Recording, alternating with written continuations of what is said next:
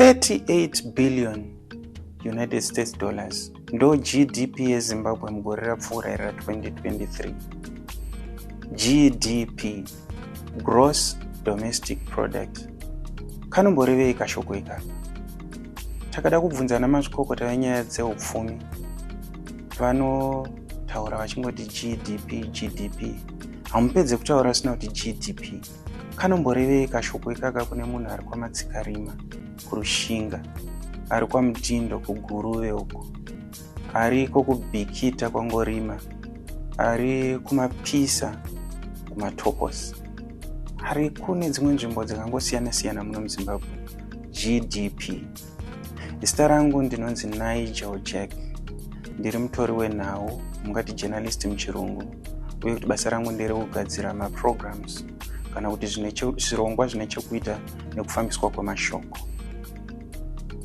GDP ndo mubatanidzwa wemari dzese dzatingaite munyika pagore, zvichireva kuti vari muformal sector vanesunga matai mangwanani oga oga vachienda kumabasa, avo vanenge vari muinformal sector vanoita mabasa emaoko, ndinoreva avo vanogona kunge vari muformal sector vachienda mugovernment kana muprivate sector, kana avo vari muinformal sector vanoita mabasa ekuruka musoro, kugadzira nzwara, kukoma mapoto, kurima, zvinhu zvakangosiyana-siyana zvinoitwa munyika, kusanganisira kana kubika chaiko. GDP ndo zvainoreva. Kana taunganidza mari idzodzo dzose ndo patinowana mari yatinoti GDP.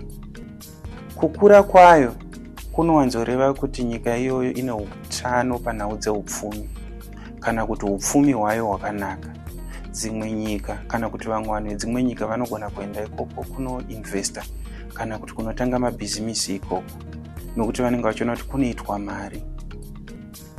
Asi dzimwe nguva iro shoko rekuti GDP rinoita sekuti harinyatsoreva zvarinofanira kureva kusvika pekugumisira, nekuti harireve chinhu kana GDP yakakura asi vanhu vasina mufaro munyika imomo. GDP inogona kukura asi vanhu vasina zvimwe zvinhu zvavanoti kuzorora, maholidays munyika imomo. Munhu anogona kushanda zvakapfurikidza. Pane dzimwe nyika dzatinonzwa kuti dzine GDP yakakura asi unonzwa kuti vanhu vanoshanda kunge vachafa. GDP iyoyo haina zvainoreva. Totarisa zvekare nyaya yeGDP pamusoro pemumwe nemumwe inonzi iyo GDP per capita, zvichireva kuti mari ingaunganidzwa nemumwe nemumwe pagore munyika iyoyo inogona kutiudza zvekare kuti nyika iyoyo yakamira sei. Asi nyika zhinji GDP haina inonzi equality, kana kuti kuenzanisa kwevanhu vanenge vachishanda. Mumwe munhu anogona kunge achishanda zvakasimbarara zvokuburitsa mari yakawanda, ozonzwawo kuti nyika iyo ine GDP yakakura, ine vamwe vanhu vari kutofa nenzara, vari kushaya chekudya. GDP inobva yashaya zvainoreva. Iyo GDP inokundikana panhau yekutarisa mamwewo mabasa asingamezheke kana kuti asina mupimo, sekuzvibikira kwatinoita kumba. Ibasa kushanda kwaunoita ikoko, asi dzimwe nguva hazvina mupimo wokutaurwa kunzi zvingaite mari kunzi iwe wabika sadza wakadya. Saka tinoona kuti GDP inobva yashaya zvainoreva panguva dzakadaro.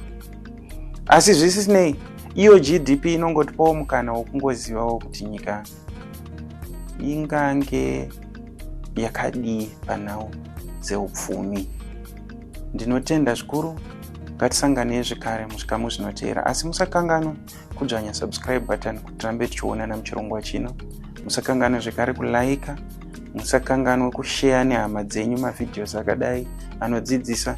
Musakanganwe zvekare kudzvanya kabhero ako ndekekuzivisai kuti pose patinodonhedza chirongwa ndimi munotanga kuchiziviswa. Maita zvikuru.